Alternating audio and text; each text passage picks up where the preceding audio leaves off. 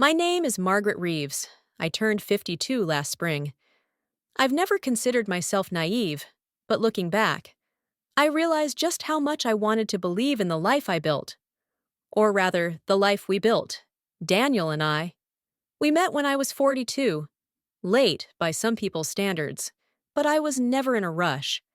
I had my career in community health outreach, a modest home I'd inherited from my aunt, and a quiet sort of peace that comes from standing on your own for years. Then Daniel appeared, tall, polished, confident in the way that makes everyone turn when he enters a room. He wasn't loud, but he had presence. And he made me feel seen, not just looked at, but seen. After years of being the reliable one in everyone else's life, that feeling, it hooked me. He worked in property development, flipping homes, managing rentals, that sort of thing. He wasn't rich, but he dressed like someone who'd tasted wealth and expected it to come back any day. He had stories about deals gone right, connections he was this close to securing, partners who were always just about to sign. In the early days, I thought it was charming, ambitious, visionary even. We moved in together after 10 months. I gave up my small house. He said it was too cramped for two people with dreams. And we settled into a colonial-style fixer-upper. He promised we'd flip together. Spoiler, we never flipped it. But I painted walls, scrubbed tiles, and picked out faucets from clearance racks like we were building something sacred. Like every nail and screw meant something. Year by year, our life unfolded in small, deliberate steps. Birthdays with his niece and nephew, brunches with my old coworkers, mortgage payments, grocery runs. We had inside jokes, our favorite Thai place, and a silly way of fighting over which side of the bed was cooler in the summer. Normal things, safe things. But normal doesn't always mean good.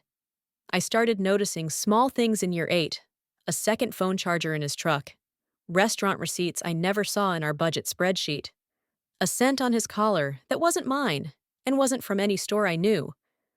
When I asked, he laughed, said I was watching too many crime shows. I let it go. By year 9, the silences between us were louder than our conversations.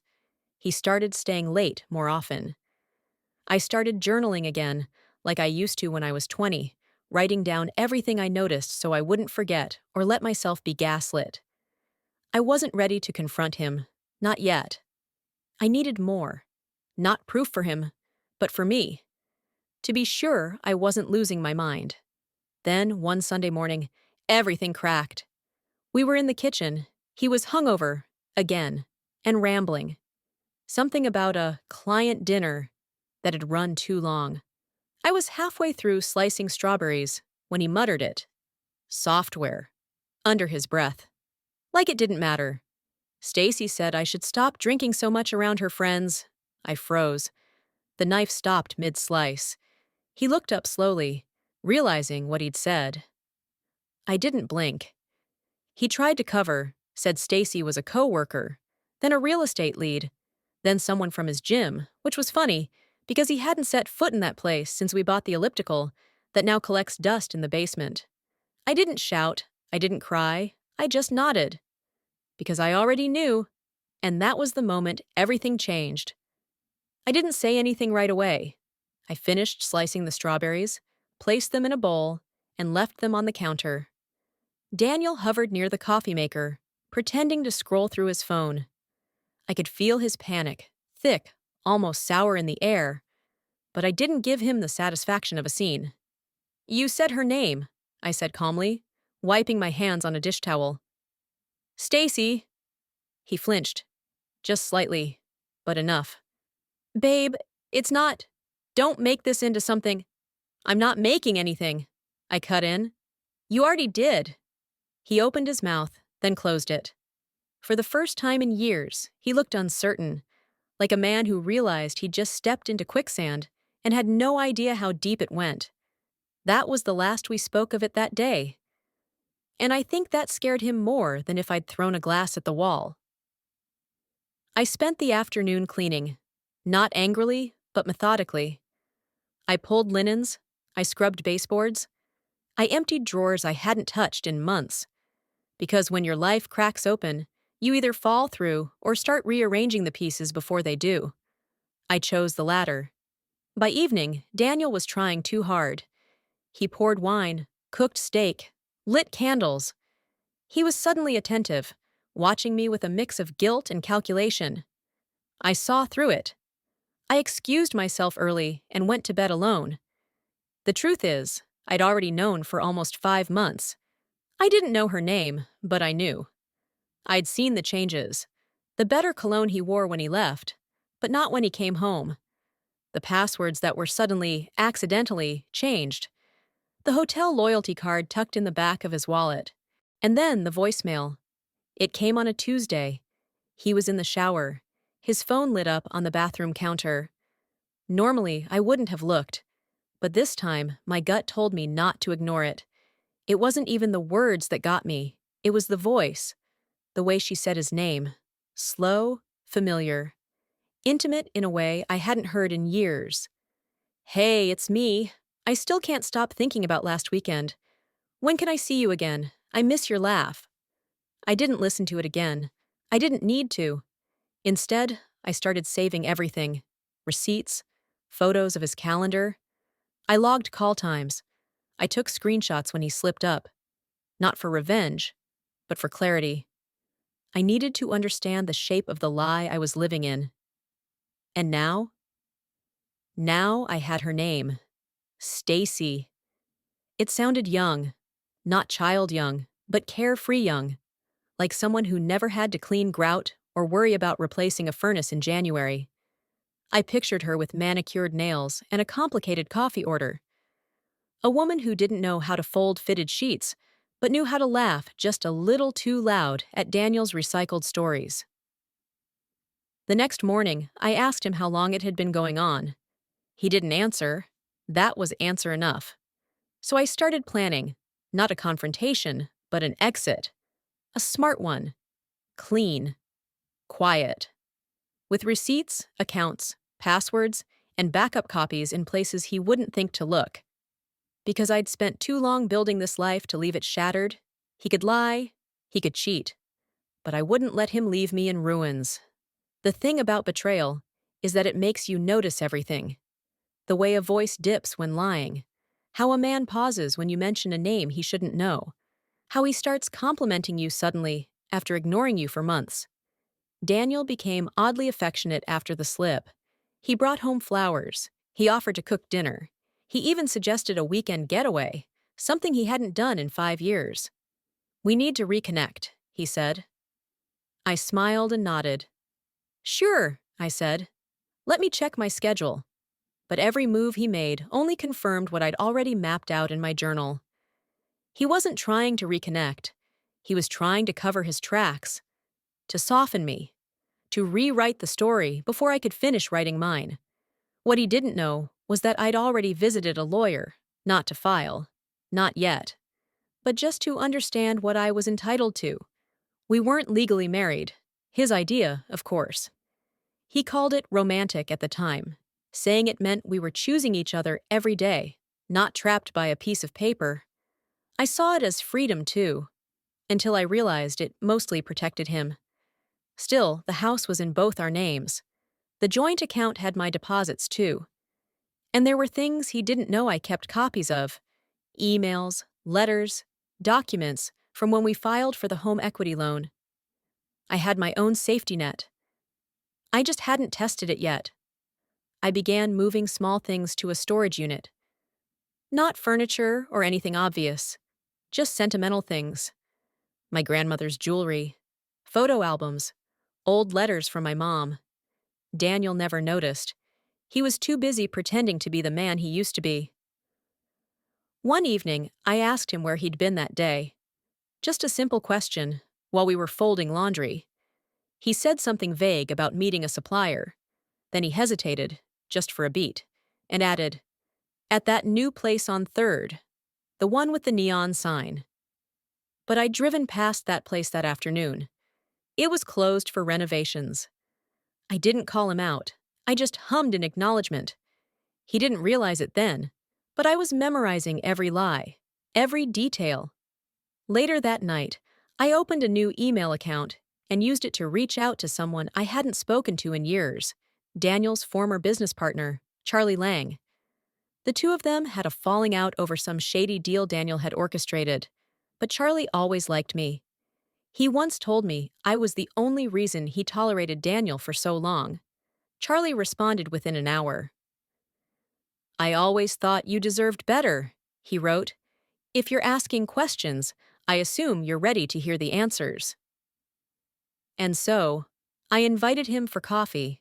It wasn't about revenge. Not yet. But I was done playing the quiet wife, or partner, or whatever Daniel had reduced me to. I wanted the truth. The whole truth. Not just about Stacy, but about everything I'd turned a blind eye to for the past 10 years. Because sometimes the affair isn't the biggest betrayal. Sometimes it's everything else you uncover once you start looking.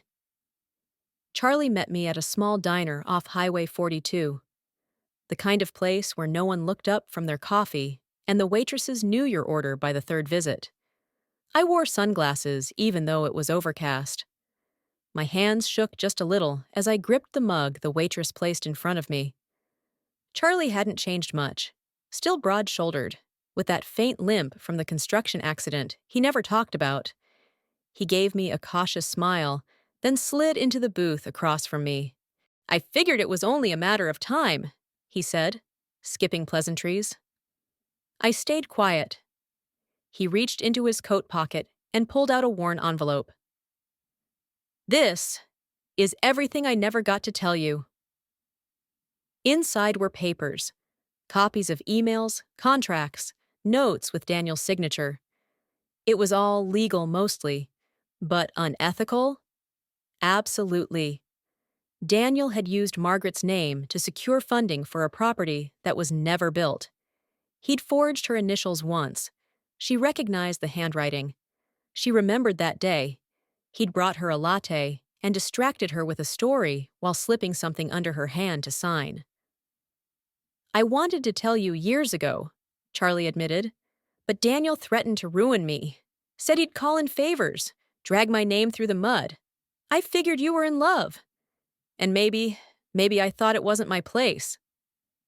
It should have made me angry, but instead, I felt cold, detached, like I was listening to a story about someone else's life. "What happened to the investors?" I asked. Charlie shifted uncomfortably. "Daniel found a way to pay them off. Barely, but not before borrowing money from a guy he shouldn't have. A man named Vince Holloway." The name chilled me. I'd heard it before, once in passing, at a barbecue Daniel had dragged me to 3 summers ago. A man with a heavy watch and eyes that didn't blink enough. Daniel said he was just a guy with deep pockets who loved real estate. Now I realized he was a loan shark. "He still owes him," Charlie added. "Last I heard, the interest doubled. He's desperate. That's probably why he's clinging to you right now. You're stable. You've got clean credit. You make him look safe." So that was it. I wasn't a partner. I was a shield. I drove home with my window down, trying to steady my breath. The wind helped. It made me feel like I could outrun the disgust creeping up my throat. At home, Daniel greeted me with exaggerated cheer. He'd made tacos, his "sorry I messed up" meal. He handed me a margarita before I'd even set down my purse. "Rough day?" he asked. I looked him straight in the eyes. "Just long." He leaned in to kiss me. I let him. Because sometimes, when you're planning to burn down a house, you wait until the match is good and dry. That night, after he fell asleep, I took the envelope from my bag and spread the papers across the dining room table. I read every word. I took notes. I scanned documents and uploaded them to a secure folder online. Then I made a list. A real one. Names, dates, accounts, access codes, everything I would need when the time came. Because now it wasn't just about an affair. It was about theft, deceit, fraud. And I wasn't just going to leave him. I was going to dismantle him. The next morning, I woke before Daniel. His snores rumbled low from our bedroom, a sound that once meant comfort, but now made my stomach twist. I made coffee slowly, staring out the kitchen window. The yard was overgrown, the grass pushing up through the cracks in the walkway. It was exactly like Daniel, showy from the curb, but underneath, everything was neglected, forgotten, decaying. I sipped my coffee and stared at my to-do list. I needed to find out more about Vince Holloway, about how deep Daniel was in. If I was going to dismantle his foundation, I needed to understand every beam propping it up. I started with an old contact, Gwen Doyle, a woman I'd known from the nonprofit circuit. Her husband worked in financial compliance, the kind of man who knew things without ever raising his voice. Gwen was direct, always had been. She listened carefully as I explained the situation, giving only the details she needed. Daniel had made shady deals. I'd been unknowingly pulled into one. And there was a man named Holloway whose money was still on the table. Vince Holloway doesn't like loose ends, she said bluntly. He doesn't forgive debt. He collects it, with interest. She paused, then added, he also doesn't like surprises. If your name's on anything tied to Daniel, you need to make sure Holloway knows you're not part of it. I hadn't thought about that. Until then, I was preparing for legal war. Now, I realized, I might be walking into something worse. Gwen's husband offered to look into the paperwork quietly. He promised to flag anything that linked me directly to Holloway's money or Daniel's defaulted investments. I hung up feeling a different kind of weight in my chest. Not grief, not betrayal, but something colder. I wasn't just leaving a bad man. I was escaping a trap. That night, Daniel was buzzing with fake charm again. He suggested we host a dinner party. Like old times, he said. Remind people we're still the dream team. I smiled. Let's. I started planning immediately. Not the party, but what I'd do before it. I ordered a burner phone, opened a new checking account in my maiden name, transferred small amounts of cash from our joint account, nothing to raise flags. I contacted my lawyer and asked about protections in cases involving third-party criminal lenders. I began photographing every room in the house for documentation, in case Daniel tried to dispute ownership later. And I did something else. I started writing letters. Not emails, not texts. Real letters, handwritten in ink. One to my sister, one to my lawyer, one to Charlie, and one to be delivered to Holloway himself, if it came to that. Letters that told the truth in case anything ever happened to me. Because women like me, quiet, middle-aged, dependable, we don't usually disappear. But when we do, people often say, she never seemed like the type. I planned to make sure no one ever said that about me. The dinner party was set for Saturday. Daniel buzzed with excitement, acting like a man back in control. He printed menus, called friends he hadn't spoken to in years, even ordered a new suit online. He moved through the house with the energy of someone convinced he'd turned the tide. I watched it all with the detachment of a scientist studying a failed experiment. What he didn't know was that by Saturday night, several of our guests would no longer see him the same. I invited Gwen and her husband under the guise of catching up. I also asked Charlie, though I warned him to be discreet. I needed people in that room who knew what to listen for, who could confirm, later, that I wasn't the one spinning stories. The hours before the party felt like waiting for a storm to hit. I cleaned compulsively, checked the camera I'd installed in the hallway, just one, hidden behind a dusty vase. I wasn't paranoid, I was careful. If Daniel snapped, I wanted proof. As the first guests arrived, Daniel turned on the charm like a faucet. He made rounds with glasses of wine, laughing too loud, squeezing shoulders too hard. I stayed near the kitchen, playing the part. Smiling, nodding, letting the room do what it needed to do. Charlie arrived late. He wore a dark coat and didn't bring a bottle of wine or a smile. He shook Daniel's hand without warmth and gave me a look, subtle but steady. He was here for me. Dinner was roasted chicken with rosemary, wild rice, and a salad Daniel took credit for but never touched. As the wine flowed, so did the conversation. I waited for the right moment, not too early, not too forced. It came when Daniel started telling a story about his latest investment opportunity. He gestured with his glass, confident and careless, talking about a luxury condo project in the city. Said he was partnered with a serious backer. I set my fork down. You mean Vince Holloway? The table fell quiet. Daniel blinked. What? Vince Holloway, I repeated, softer. You've mentioned him before, haven't you? That barbecue 2 summers ago? A few people glanced at each other. Gwen's husband looked up sharply. Daniel forced a laugh. It's not like that. He's not involved. Not directly. Oh, I said. So you're not borrowing from him again? Charlie coughed into his napkin. The silence grew. I'm just trying to understand, I added. Because I've been getting phone calls, from blocked numbers, and strange notes under the door. I thought maybe it had something to do with you.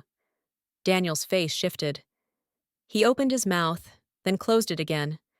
I stood, slowly, and picked up my wine glass. To 10 years, I said, my voice steady, and to finally learning who you really are. I didn't wait for a response. I walked out of the dining room, into the kitchen, where I already had my bag packed and ready behind the pantry door. Gwen followed within seconds. So did Charlie. I'll make sure they all get home, Gwen whispered. Don't go back in. I won't. I drove to a hotel I'd booked the night before, checked in under a name Daniel didn't know, and locked the door behind me. That was the night Daniel's story began to unravel. And it wouldn't stop. The next morning, my phone rang 8 times before I picked up. It was Charlie. He's spinning already, he said. Called me twice, left messages trying to say you were having a breakdown. Said you've been paranoid, unstable. That he's worried for you. I didn't even flinch. I figured he would, I said. That's why I kept the footage. The hallway camera had captured it all. The tense exchange, Daniel's fumbling responses, his shifting eyes, the silence around the table like a pressure drop before a storm. It wasn't dramatic, but it was real. And I knew enough to understand. Truth doesn't have to scream to make its impact. Later that day, I visited my lawyer. I brought printed copies of every document, every note, every receipt. I handed her a flash drive with backups. She flipped through everything with tight lips and a furrowed brow. Do you want to press charges for the forgery? She asked. Not yet, I replied. I want him to squirm first, and I want to see if he runs, because part of me still believed he would. Daniel wasn't built for accountability. He was built for manipulation, for slipping out of blame like an eel. But now, the water around him was thickening, and I had no plans to throw him a rope. By midweek, Daniel had sent 12 texts. Voicemails ranged from concerned to outraged to desperate. One said, "We can work through this. Please don't ruin both our lives over a misunderstanding." Another, "You've always had a way of twisting things, Margaret. You see what you want." But it was the last one that stuck. He didn't speak. He just breathed heavily for a few seconds, then said almost softly, "You don't know what you're starting." I saved it. That night, I got a call from Gwen. One of Daniel's friends, a man named Bradley, had asked her at a grocery store if Margaret was okay. He'd used that tone, the one that masks judgment in concern. She brushed him off, but the damage was spreading. Daniel wasn't just trying to discredit me privately. He was starting a smear campaign. So I responded the only way that made sense. I gave Gwen permission to speak. "Tell the truth," I said. "All of it." Charlie, too. I emailed him a summary, clean, factual, with backup documents attached. I gave him permission to share it with anyone who asked. Then I posted something myself. Not a full exposé, not a rant, just a photo, our front porch, empty. Captioned, 10 years of pretending ends here. I didn't leave because I was weak. I left because I was finally strong enough to see the truth. Within an hour, it had 58 comments, all women, all versions of, I'm proud of you, or I wish I had done the same, or you're not alone. Daniel didn't comment, but I know he saw it. Because the next morning, he was waiting outside the hotel, not yelling, not threatening, just sitting on a bench across the street, staring at the entrance like a man who'd realized the door was closed for good, and still didn't understand why. I didn't go outside that morning. I watched from the second floor, behind the sheer curtain, coffee mug in hand. Daniel sat on that bench across the street for nearly an hour, still, silent, like a statue of a man who used to be important, but had no place anymore. I didn't wave. I didn't confront him. I just waited until he left. By noon, he was gone. I met Charlie at a cafe near the courthouse. He handed me a small manila folder. Inside was a printed list of property transfers Daniel had recently tried to file. One of them included a deed change for our house. "He's trying to push your name off the title," Charlie said. "And fast." I nodded. Let him try. I'd already filed a freeze on all shared assets. My lawyer made sure nothing could legally change until things were resolved. I'd even submitted a notarized letter to the county clerk, flagging Daniel's history of document forgery. He was scrambling, grasping, not because he missed me, but because I was a pillar, and without me, his whole facade tilted. That afternoon, I received a call from an unfamiliar number. I let it go to voicemail. Later, I listened. The voice was deep, clipped, calm. "Ms. Reeves, my name is Vince Holloway. I believe we have a shared interest in clarity." I sat down slowly, every muscle in my back stiffening. He didn't threaten. He didn't demand. He simply asked for a conversation. Said he respected honesty and preferred to resolve matters without confusion. That last word lingered in my mind longer than I liked. I called Gwen. She told her husband. Within 20 minutes, I had a contact at the state's financial crimes unit.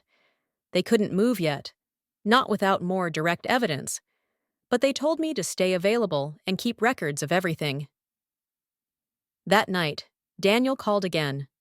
I picked up this time. His voice cracked on the second word. "Margaret." Silence. Then, "I didn't know what I was doing." 10 years is a long time not to know, I said evenly. He started crying. I didn't believe it. "Stacy's gone," he choked out. "She left when I told her I might lose the house. She said she never signed up for a mess. You're the only one who ever stood by me." I didn't say what I was thinking. No, I was the only one you could exploit long enough to fund your mess. Instead, I said, "You should get a lawyer." He went quiet. "I mean it," I added. "You're going to need one." Then I hung up. That night, I slept without checking the door twice. For the first time in weeks, I didn't dream about disappearing, or being cornered, or waking up in a house that wasn't mine anymore. In the morning, I got an email from the financial unit. 3 lines. "Received and logged, awaiting follow-up documents. Please remain available." The storm wasn't over, but I had a map now, and I wasn't walking through it blind anymore. I spent the next 2 days preparing the final package. My lawyer called it a wall.